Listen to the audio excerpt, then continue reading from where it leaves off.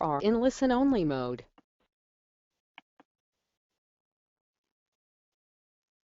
Good afternoon. Welcome and thank you for joining us here to hear more about connecting the dots, healthy romantic relationships in adolescent lives. I'm Irene Varley, Director of Education for the Dibble Institute, and along with me in helping make this webinar happen is Kathy Gidre, the webinar organizer and our customer service manager. You will hear from her periodically during the webinar as well. Hey, Kathy. Hi, Irene. Hi, everyone. I look forward to this webinar today. Oh, well, thank you, Kathy, for all you do. Wouldn't be anything without you. Here are just a few housekeeping tips to help you through this. If you should have any difficulties with your audio, you may contact Kathy, or as a reminder, you can also listen to the webinar on your phone while watching it on your computer. Those links are on this slide here. And we look forward to hearing from you during the webinar and invite your participation today in several ways. There's going to be polling questions that Kathy will post on the screen during the broadcast, and through your comments or questions at specific places during the broadcast, you can also answer us. Your question and comments are welcome, and we really want them, but as far as questions go, we will have specific places and counters during the broadcast to actually address the questions. We ask that you wait until that particular place is asked for the questions, because when multiple questions come in, it gets, with this many people on, it gets a little complicated. So hold your questions until we ask for them, if you could do that. And because this webinar is recorded, it will be available to you to kind of review through our archives, which is on our website, www.dibbleinstitute.org, within 3 business days. There are other past webinars in the archives that might be of interest to you, so you might want to browse through that. So a little bit about Dibble. As many as you may know, we are a secular, national, nonprofit organization, and we're dedicated to equipping young people with the skills and knowledge they need to develop healthy romantic relationships now and for their futures. You might say our mantra is, a teen's love life is not neutral to their future success. Charlie Dibble, and there was a Mr. Dibble, was our founder, who was an aeronautical engineer who in his retirement years was dedicated to working with young people. In doing so, he became well aware of the emotional challenges to their long-term well-being. This became most concerning in the early 90s when the divorce rate was reaching its peak. Charlie wondered, what type of skills will young people have to emulate in the future? So to make a long story short, Charlie quickly realized little was being done to address both the research and development of skills needed to form successful, healthy relationships. In 1996, Charlie, with the cooperation of fellow business colleagues, educators, and friends, founded the Dibble Fund, now known as the Dibble Institute. Charlie's vision was to have accurate, unbiased, and timely research-based information available to you. We pride ourselves in remaining true to Charlie's vision. It is the type of research you will hear today that Dibble integrates into our curriculum. Now, people often wonder what our value platform is. Well, we believe that all people benefit by developing healthy relationship skills, regardless of their gender, economic status, or sexual orientation, and so forth. To learn more about us, please visit our website at dibbleinstitute.org. Click on About Us on our website toolbar to learn more. We know Charlie would be very proud of the work being done by you and our speaker today. Well, let's go back now to our speaker. Our presenter is Mindy Scott, and she joins us from Child Trends. Mindy works in several research areas at Child Trends: parenting and family dynamics, reproductive health, and family formation. She is involved in a number of research and evaluation projects focusing on healthy marriage, responsible fatherhood, and teen pregnancy prevention. She has conducted research on adolescent and young adult relationships, the association between adolescent risky sexual behaviors and young adult reproductive health outcomes, as well as healthy marriage and relationship education for teens and adults. Just perfect for the Dibble Institute. Mindy will share with us current research findings and how it correlates to multiple adolescent program elements. That's quite a bit here, so let's get started with it. So happy to have you, Mindy. Thank you for joining us today. Hi, good afternoon. Thank you so much, Irene, and thank you for the opportunity to participate in today's webinar. I'm going to start by providing just a brief overview of my organization, Child Trends. Child Trends is a nonprofit, nonpartisan research center that works to improve the lives and prospects of children and youth by conducting high-quality research and sharing the resulting knowledge from that research with key stakeholders, including practitioners and policymakers. All of our work is guided by a number of key principles shown here. We take a whole child approach in that we study children and youth at every stage of development and across all of the important domains of their lives. Related to this, we study children and youth of all ages and all social groups. We seek ways to help children flourish with a focus on positive development and well-being rather than focusing just on ways to avoid negative outcomes. And we value objectivity and rigor in all of our work. Through our research, we pursue both knowledge development but also knowledge transfer to key stakeholders and audiences. And our staff have expertise in diverse methodologies and broad research topics, many of which are relevant for today's discussion, including healthy relationships, youth development, reproductive health and family formation, and parenting. We have two key objectives that we plan to accomplish today. First, we'll examine multiple dimensions of healthy adolescent romantic relationships and how these relationships can influence other areas of teen and young adult lives. And then we'll describe some commonalities among relationship education programs for youth and other interventions that serve youth. And the interventions that we'll focus on include teen pregnancy prevention programs, teen dating violence, social skills interventions, as well as college and career readiness programs. But before we begin, Kathy has a poll that she's going to set up, and this is really to help us get a better sense of who's in the audience today. We know we have participants from a number of fields and topic areas, and we'd first like you to tell us whether you work in any of the specific areas that we'll be discussing today. And if there are other areas represented, please feel free to write your topic areas in as comments throughout the webinar. That would be helpful. Okay, I'm going to give you a few more seconds to vote, and then I will close the poll, and then I'll show the results.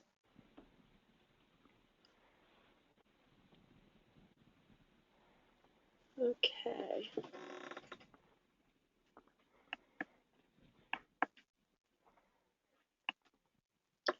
Well, if you see there, it looks like 39% are focused on teen pregnancy prevention. And then we go to relationship education, 22%. And then some other folks kind of work in other areas. And some folks do work in more than one area. I'm getting a comment here. So they do relationship education and teen dating. So they go across a few different fields.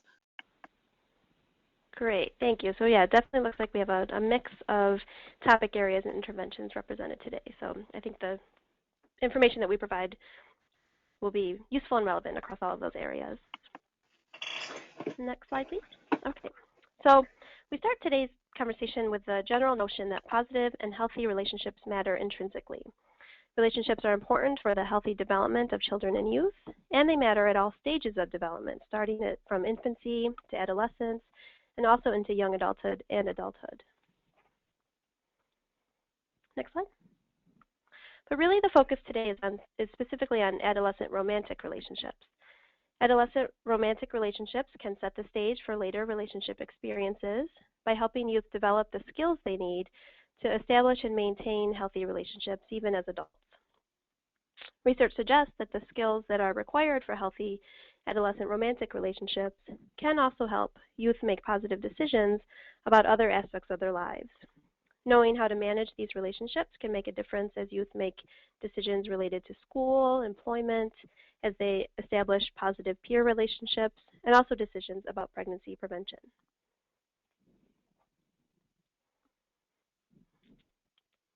Now for the next few slides, I want to present some statistics and other research findings that help to describe adolescents' romantic relationships and how these relationships are linked to other behaviors and outcomes.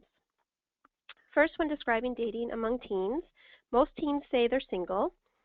Casual dating or shorter-term relationships are more common for younger teens, and this peaks around age 16 or 17. And by age 18 or 19, most teens who are dating would consider themselves to be in more serious relationships. When we look at how many teens date, either casually or more seriously, we see that dating during adolescence is common. In 2012, 42% of 8th graders, 60% of 10th graders, and 64% of 12th graders reported that they ever date. Next slide. Recently, dating among older adolescents in high school has declined, although the drop we see in this chart here among 10th and 12th graders, the top two lines, may be partly due to a change in terminology, since some teens may not describe their behaviors as dating. But there are also some potential changes in behavior that can explain these declines, including increases in more casual dating or more intermittent dating, since this chart focuses only on frequent dating that is on a weekly basis. Next slide. Given how common dating is among teens, as we've just seen, it is important to understand what healthy teen relationships look like. First, we want to emphasize that dating is part of normal adolescent development, and there are many healthy aspects of these relationships. For example, receiving support and affection from a partner can contribute to an adolescent's self-esteem and can promote more communication between partners and more effective conflict management.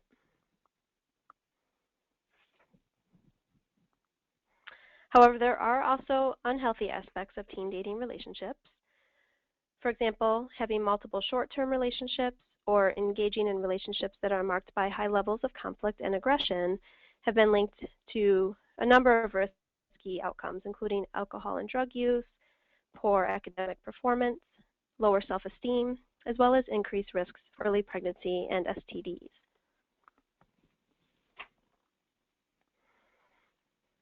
One important component of establishing and maintaining healthy romantic relationships is the social skills that youth develop as part of these relationships.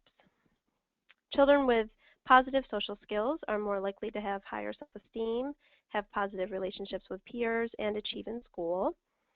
On the other hand, deficits in social skills can lead to more aggressive behaviors, such as bullying, fighting, and delinquency. And a Child Trends review of social skills interventions found that children and adolescents' social skills may be particularly malleable, and thus we feel that these are an important target for interventions. And we'll talk more later about how these types of interventions that promote social skills often overlap with relationship education interventions for youth.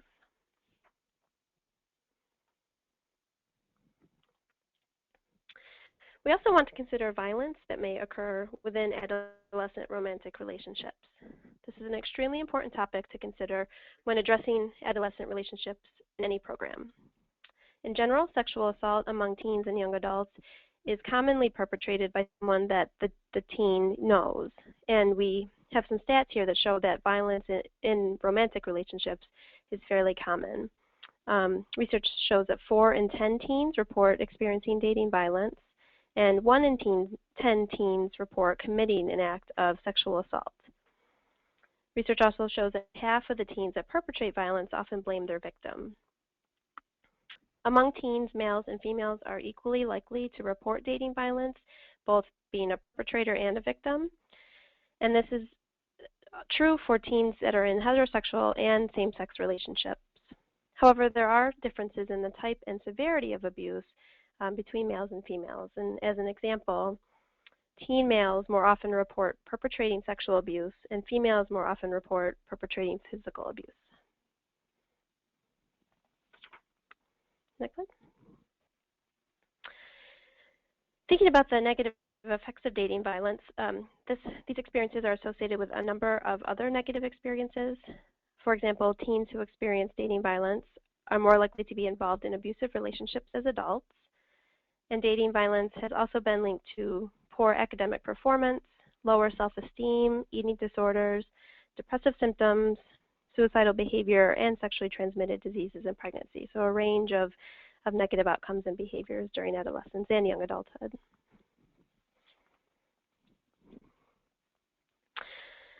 So we've just discussed a number of positive and negative aspects of adolescent romantic relationships. I'm going to switch gears a little bit now and present some findings from a qualitative study that Child Trends conducted that explored what teens themselves think about their relationships. And this is important because having a better understanding of teens' ideas and beliefs about romantic relationships from their own perspective, particularly about what makes a healthy relationship, can really help program providers target their efforts to improve adolescent relationships and behaviors. And this study was conducted by colleagues at Child Trends and funded by the Office of Population Affairs.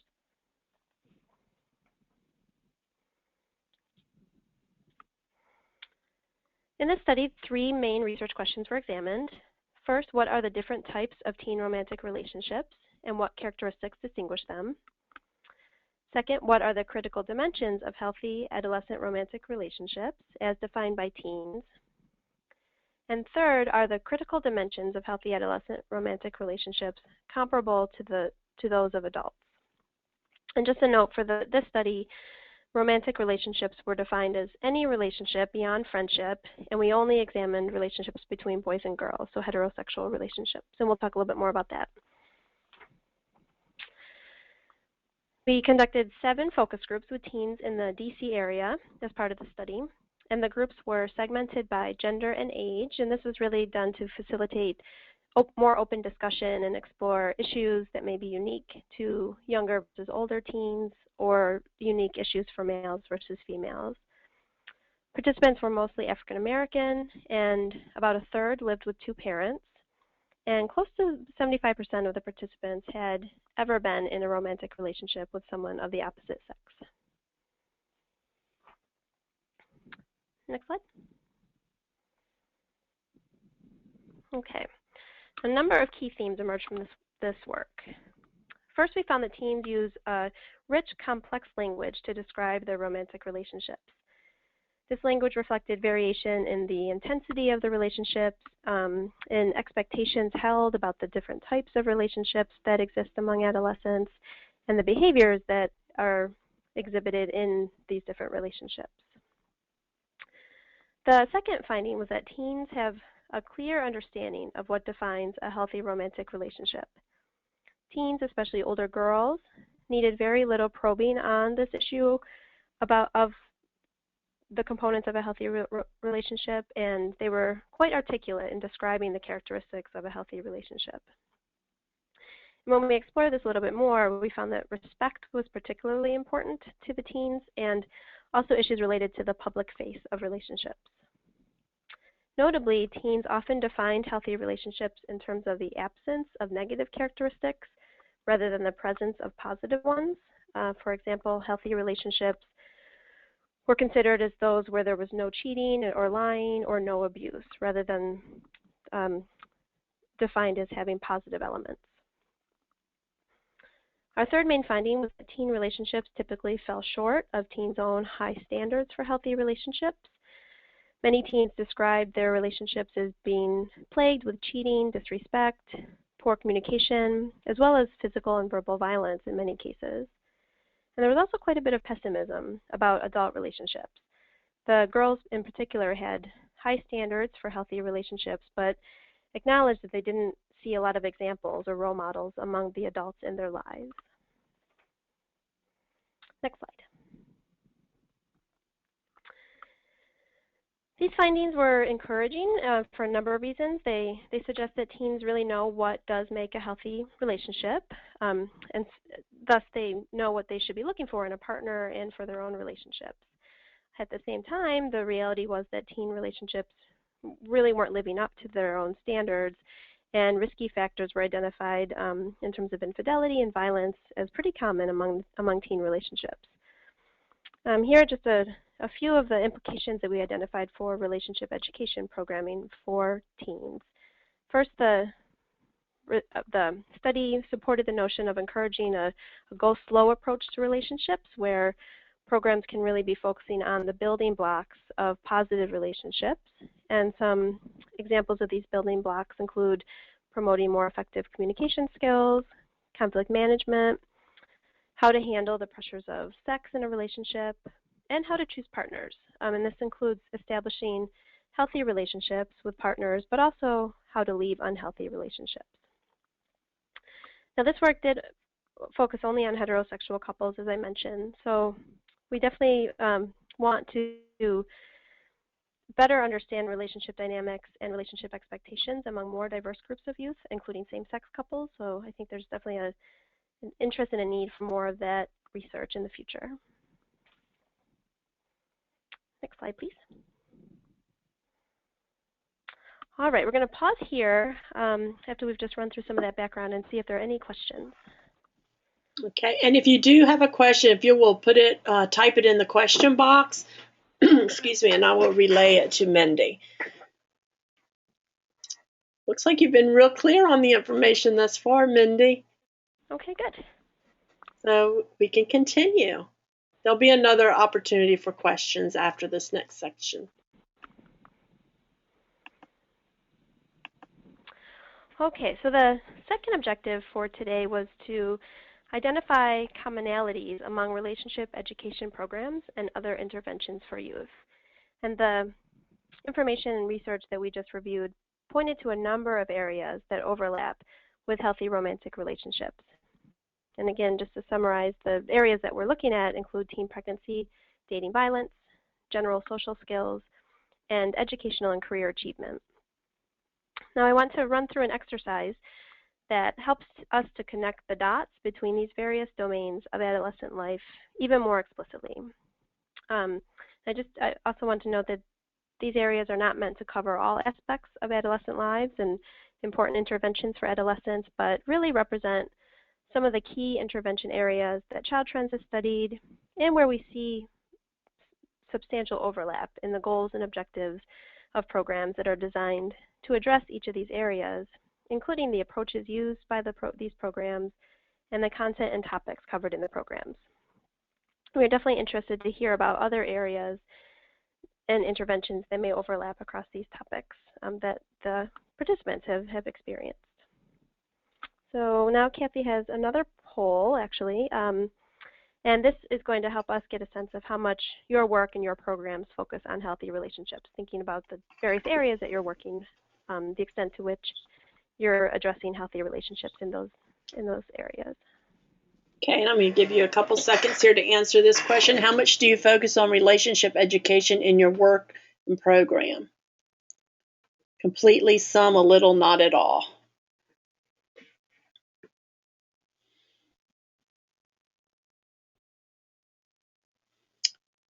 All right, I'm going to go ahead and close the poll, given that our time is valuable. And as you can see, Mindy, it says 55% say some, and then the next amount is 28% say completely.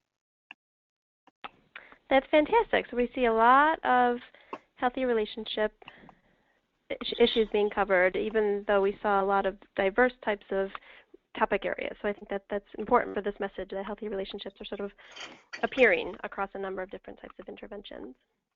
Mindy, while we're having a little kind of a break, it looks like we've had a few people typing questions that may need to be answered before we continue, so they can get those questions answered. The first one is, you mentioned that you Child Trends takes a whole child approach. Can you explain exactly what that means and how that plays out? Yes, definitely. So our approach is that we study children and youth at every stage of development, and so we look at children of different ages, looking at early childhood, adolescence, young adulthood, and think about all of the important domains of children's lives. So we don't focus on one specific area, but sort of the whole experience of children. So thinking about families, the role of schools, the role of communities, and sort of looking across all of those different influences on children's lives, and looking at children at various stages of development in various ages. Okay, great. I think we can move forward. I just thought that might be important for folks to know before we got into the nitty-gritty of it all. Yeah, thanks for the question. Mm-hmm. Okay, so I wanted to first describe a recent project that Child Trends is leading, and I think this is a good starting point for helping us think about how relationship education interventions for adolescents can connect to other interventions. This project is the Healthy Marriage and Relationship Education Models and Measures Project, or 3M as we have nicknamed it. And this study is funded by the Office of Planning, Research, and Evaluation in the Administration for Children and Families. And for this project, we developed a set of recommended measures for assessing relationship education program outcomes that are specifically developed for teens. These recommendations were informed by a number of research activities, including a review of research and evaluation literature, a review of existing measures in healthy marriage or relationship education research and evaluation, input from experts in the field, and we also conducted cognitive interviews with adolescents where we asked teens directly whether the questions made sense to them, whether they were addressing the topics they were supposed to address, whether they were hard or easy to answer. So it was very valuable input directly from our population. Next slide.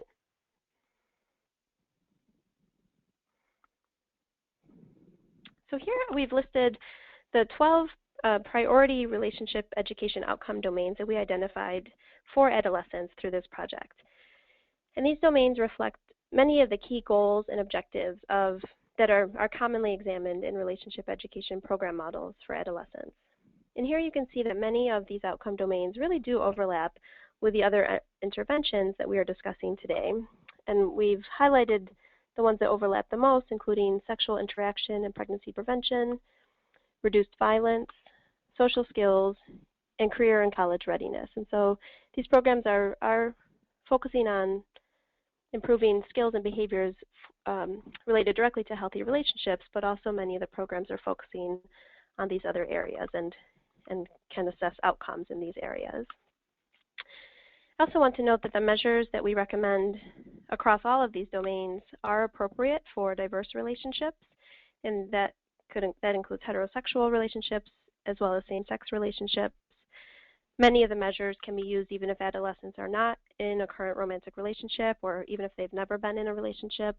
And we also identified items and measures that could be used to assess the quality of other types of close relationships during adolescence, such as relationships with friends or with parents. So thinking about kind of the diverse types of adolescents that will be participating in these programs and how to assess outcomes kind of across all of the experiences that they bring to the programs. Okay, next slide. Oh, sorry, we're there. Okay. So now over the next few slides, I want to review some of the specific goals and approaches of the various interventions that we've been discussing. And this summary is drawn from our understanding of these programs based on previous work and based on reviews of research and evaluation evidence for these types of programs. But I do want to note that we are not suggesting that these are necessarily all required goals for programs or required approaches. We're really just focusing on identifying some of the most common and overlapping practices across the program. So these really are just, it's a kind of a synthesis and summary of some of the common elements that we see across programs. So to start here with relationship education programs, these programs aim to foster healthy relationships during adolescence and into young adulthood. And they typically do this by supporting the development of adolescents' knowledge, beliefs, and skills, all related to forming healthy relationships and avoiding unhealthy relationships. Many of these programs also focus on budgeting and financial literacy as additional components. These programs are often delivered in schools, but can also take place in non-school settings, and again are relevant for adolescents who are or are not in romantic relationships. And that's part of the motivation for identifying outcomes that could be assessed for both types of adolescents.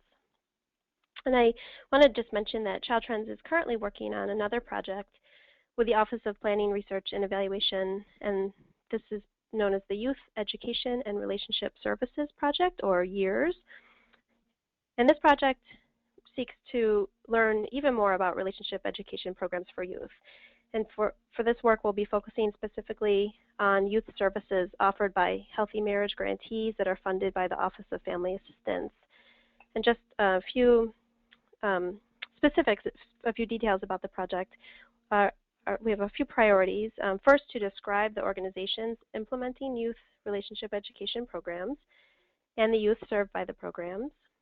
We'll also assess the alignment of relationship education programs with best practices identified in the field. And we'll identify promising approaches used by grantees to better serve youth in relationship education programs. So we're looking forward to really understanding even more what the goals and approaches are for relationship education programs specifically designed for youth. Okay, next slide. So next we'll look at dating violence programs. And the main objective for these programs is to reduce rates of intimate partner violence perpetration and victimization among adolescents. Some common program components for these programs include a focus on healthy relationships, conflict management, dating attitudes and behaviors, dating violence norms, victim supportiveness, and various types of violence, including psychological, physical, and sexual violence. Okay, next, looking at teen pregnancy prevention programs. The main objective for TPP programs is to promote positive adolescent development through reducing unintended teen pregnancy. And some common program components for these interventions can include, again, a focus on healthy relationships, risk avoidance, communication skills, contraceptive use, and identity development.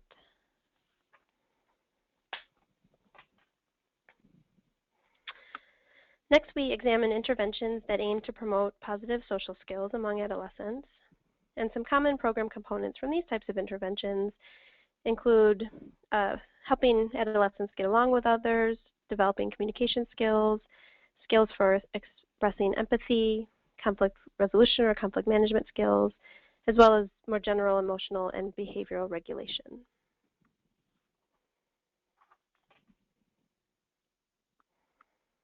Okay, and finally we reviewed a number of college and career readiness programs. And these programs aim to support adolescent development to prepare for completing college and competing in the labor market. These programs tend to focus on things like goal setting, academic preparation, employer desired skills, so again thinking about general social skills, personal resources and maturity, and also building more positive relationships with adults, including mentors, peers, family members, and other adults.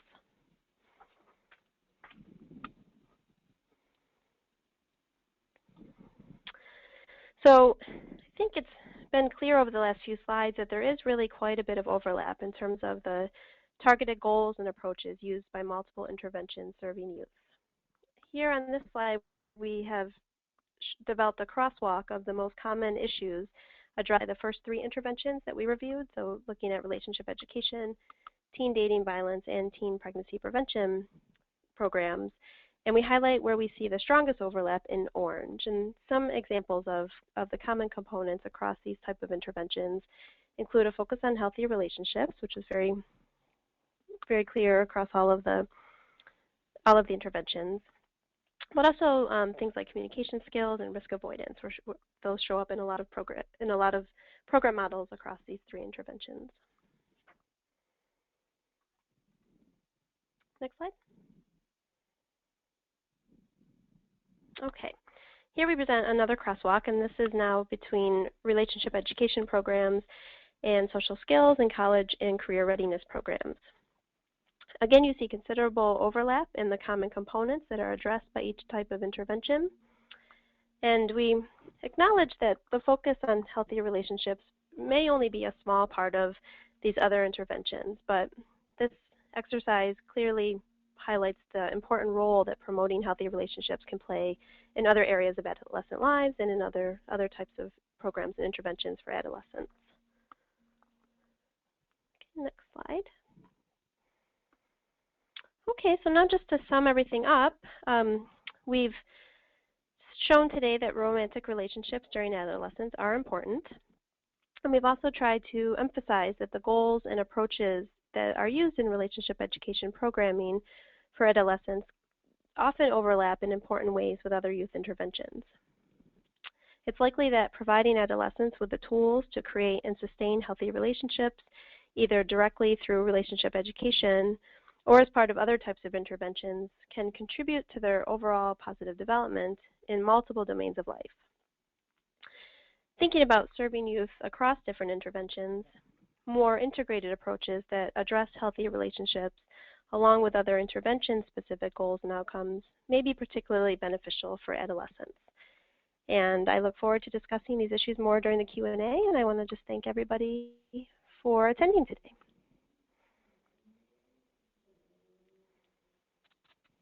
Kathy, one thing that there's a question here, and well, when I look at what Mindy has shared with us, I am amazed at the many, many elements that our curriculum itself includes in relationship education that can span over several different types of intervention programming and prevention programming. So what we have here is a list of our curricula. For those that are not familiar with us, these are the different curricula that we have and that do in fact offer many, if not all, of the different aspects that Mindy mentioned in her presentation. So please join us, look at our website for more information into these. But now for some questions. There's two comments, Kathy, that possibly I think we might want to look at. Yes, for sure. And this will be the time for you to go ahead if you'd like and put your questions in the question box, and I'll just kind of let Irene and Mindy, it may be that both of them or one of them need to answer this. I would also like to say, I believe, Mindy, you said there may be some PDFs that we will post with this recording of some research or other things that you would like for them to have their hands on. So yeah, definitely. We have products that were actually just released today that are summary measures spreadsheets for the outcome measures that I mentioned. Oh, great. We developed a set of measures for adolescents, and we have an accompanying data tip sheet that provides some considerations for collecting those outcomes data for adolescents. And there's a kind of a partner set of products that focus on similar outcomes for healthy marriage programs for parents and complex families. Oh, so fantastic. those are posted on our website, but that would be great if we could post them on the website too. Definitely. What I'll do is when we post the recording, I'll also post those that information for them. One of the first questions we have is, I believe something is for Mindy. What are some teen rationales for them staying in relationships that aren't necessarily meeting healthy relationship standards?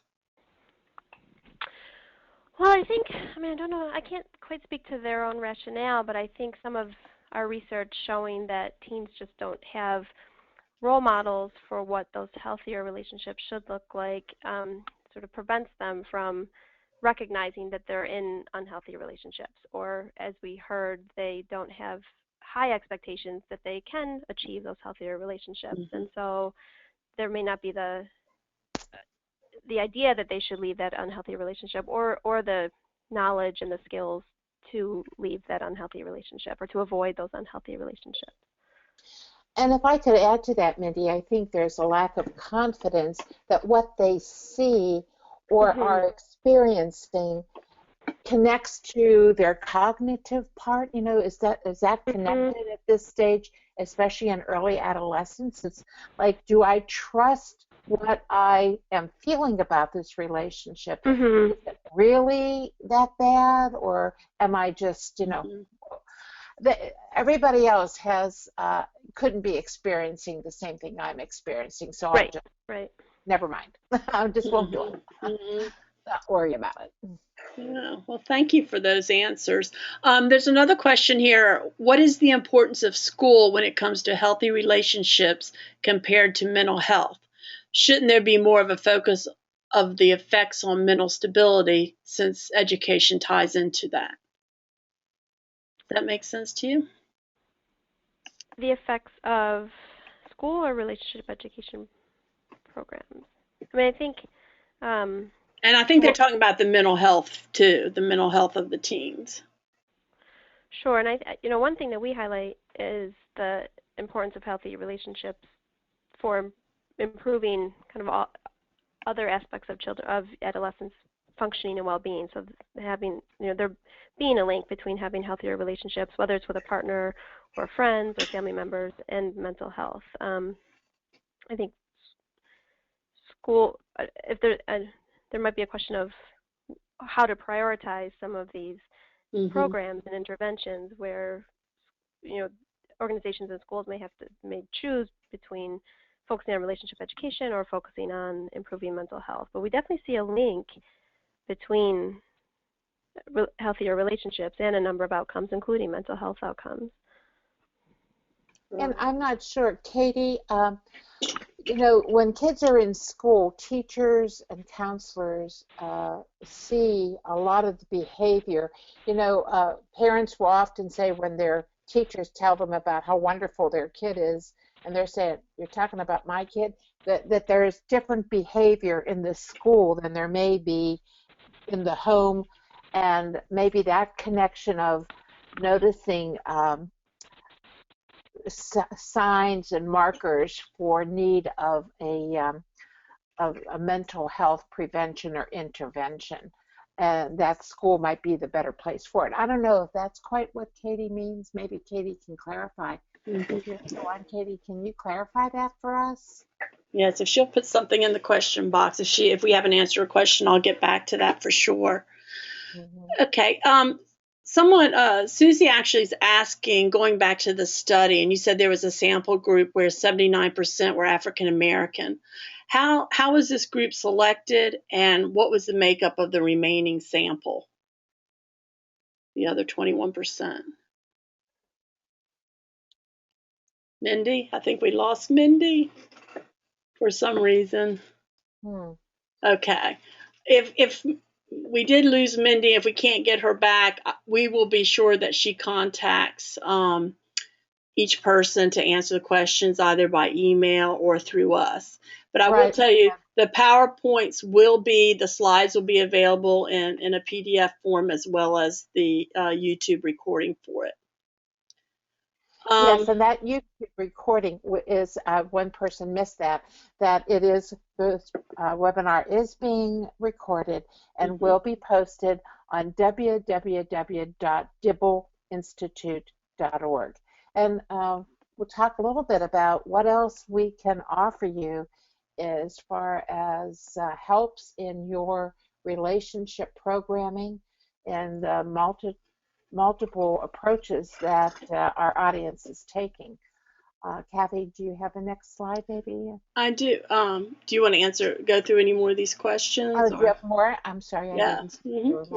This has been such an interesting topic, and I'm trying to get some of them that maybe you could answer, Irene, and then we could go back to. Okay, and so if not, definitely, Mindy will be in touch.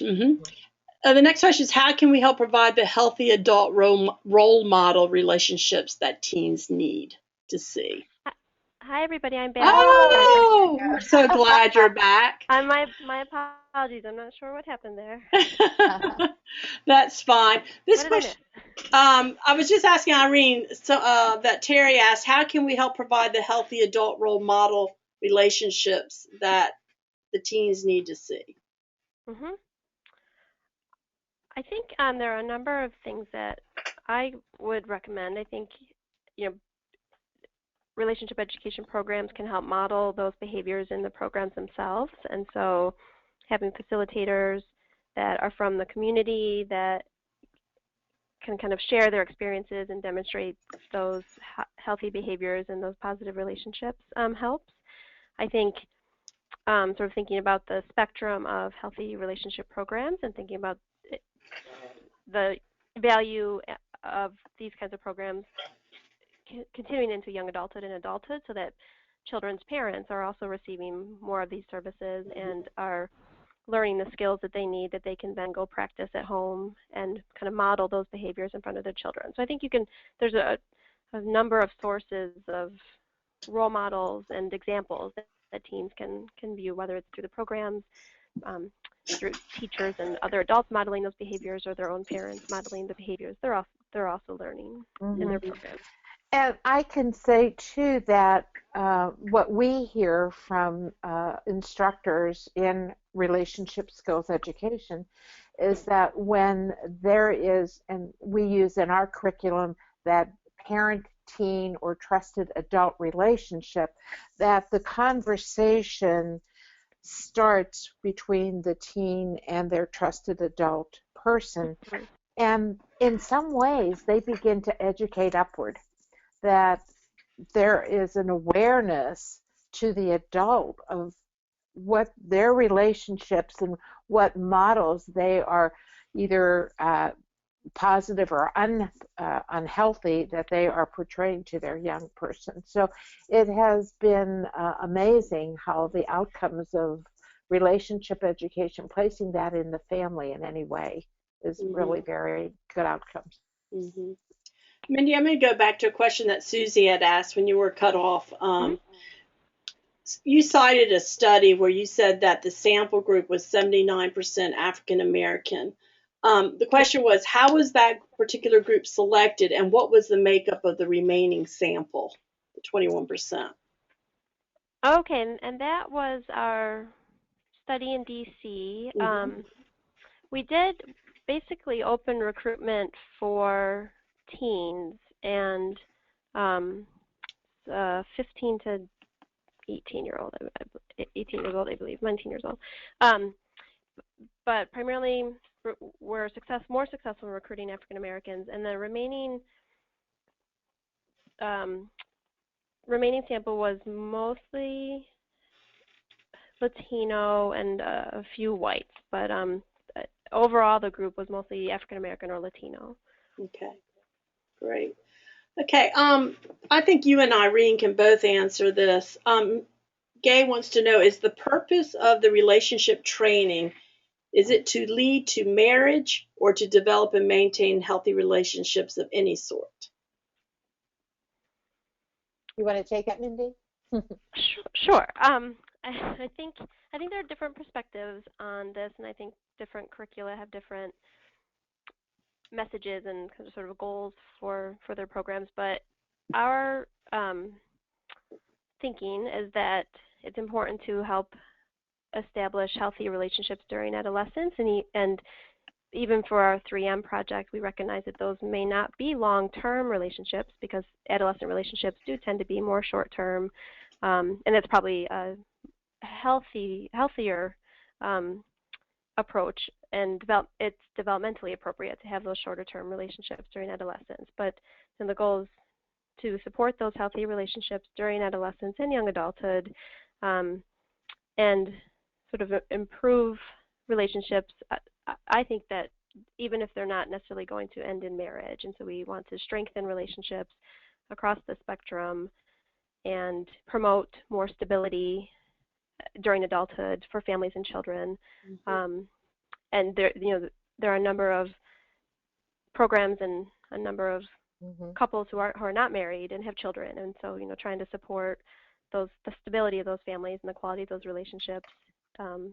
Getting married is one potential strategy and pathway for greater stability, but the programs sort of work with all couples, even unmarried couples, and particularly for youth, there's more messages around having the skills for healthy relationships versus just marriage. Mm-hmm. I agree with you completely. And the important thing is when you are in a serious relationship, whether that leads to marriage or not, the importance is the outcome of the future for the child is so much more enhanced when there is a healthy, committed, and what we like especially is marriage. But if not marriage, then a heavy, committed relationship where there is mutual respect and all the elements of the mother and father relationship, so that they can pass on those skills on to the next generation and on and on. And that's impacting stronger families for our future overall. Mm-hmm. And I also think that, as Mindy had said in one of her slides, that healthy relationship education crosses into friendships, workplace, Mm-hmm. any and all Right, relationships. right. So those skills that they use in romantic relationships, some of those skills are also used in other relationships that the teens have, for sure. So Mindy, Janine would like to know, she said this is really an important aspect of adolescent development and family formation. How is this data getting to policymakers, or does Child Trend do something to make sure that policymakers get hold of these results of your studies? Yeah, well, I think by partnering with the Administration for Children and Families and the Office of Planning, Research, and Evaluation, we're working in partnership with them to better understand healthy marriage and relationship education programs, better understand their target populations, and how to best assess those programs. So we are working hard to try to improve programs and kind of future programs and policies for supporting relationship education for adolescents and adults. Mm-hmm. Good. So another question, is there any evidence that relationship skills can be an effective intervention in pregnancy prevention?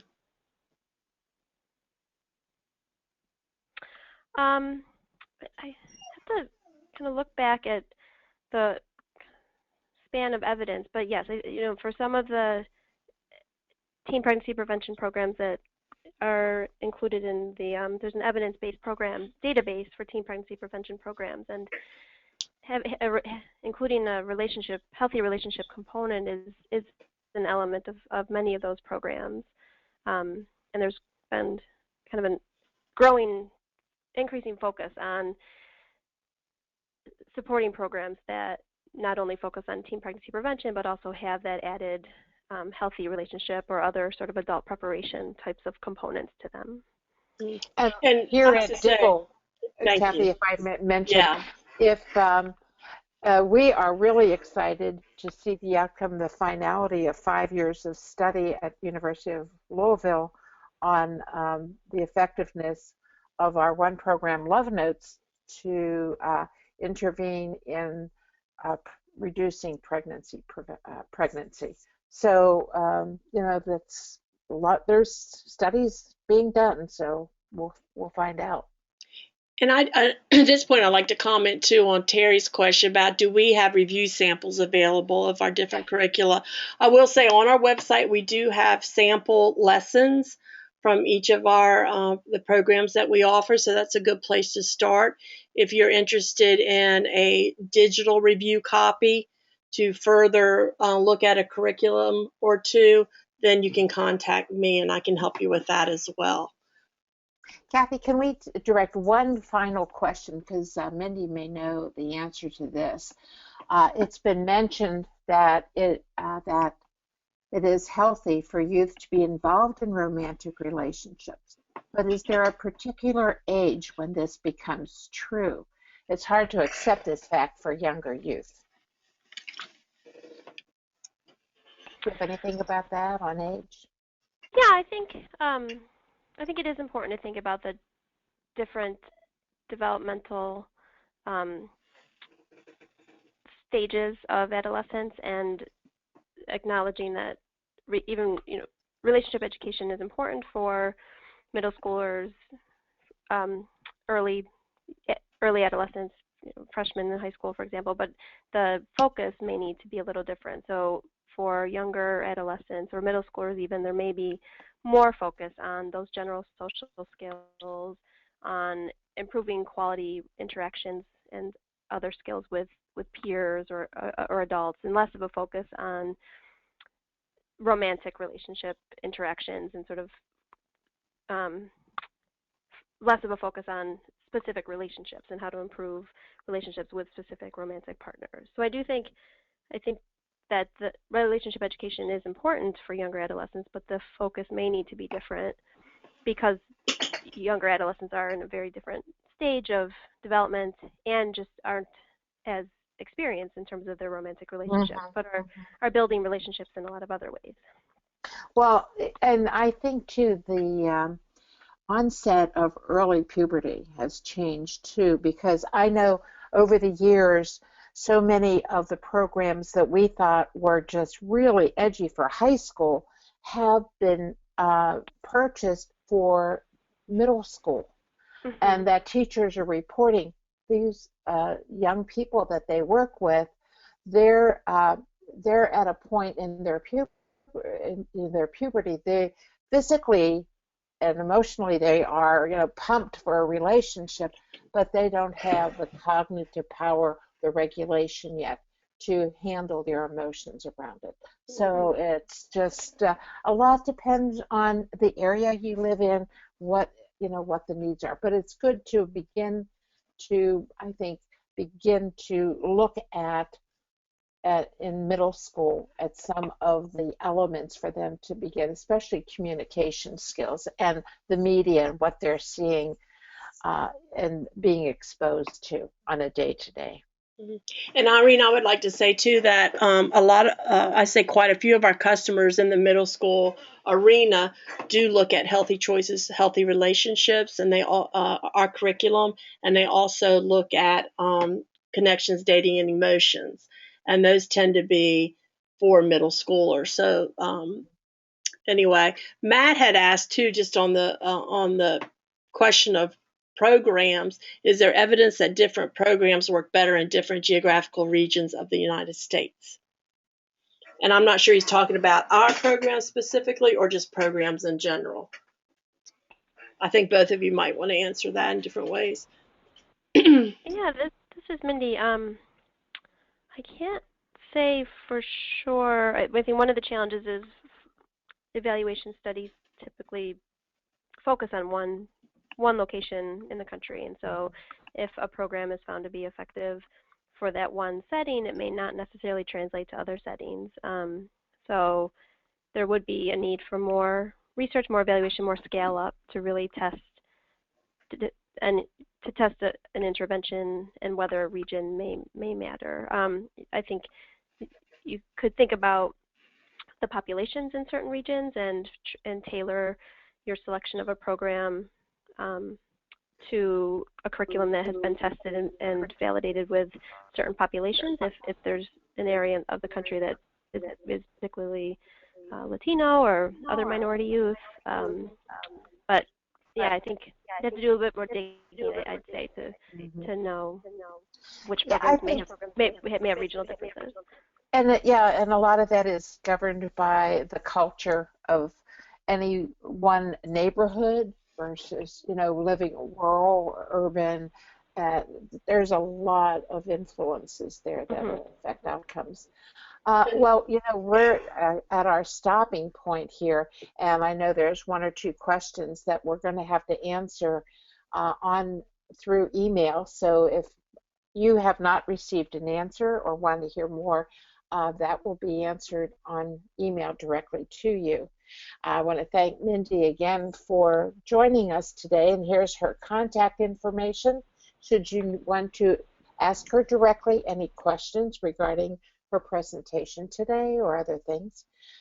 There is free shipping on any orders within 30 days of the airing of this webinar, which is a savings of 10%. Use webinar at checkout. And the next one, thank you. Here's there's a brief survey when this is done, very brief, but it helps us to know what you liked and what you're interested in, and also any other comments you want to send to us. My email and Kathy's is on here as well. We want you to keep in touch. We do have a newsletter that comes out monthly by email. It is on our homepage, on our website. Look at it. Like us on Facebook. Follow us on LinkedIn. And there's our number. But what is next week's topic? Next week is Building Brighter Futures, Relationship Education with Non-Custodial Parents.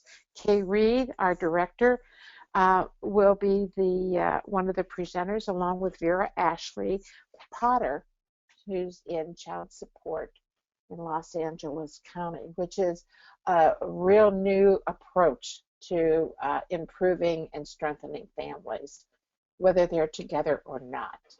And yes, that will be next month, July 8th. Thank you. Thank you so much again, and it was a pleasure being with you this afternoon. And I wish you great love and continue support in what you do every day. Thank you. Thank you. Thank you, Mindy.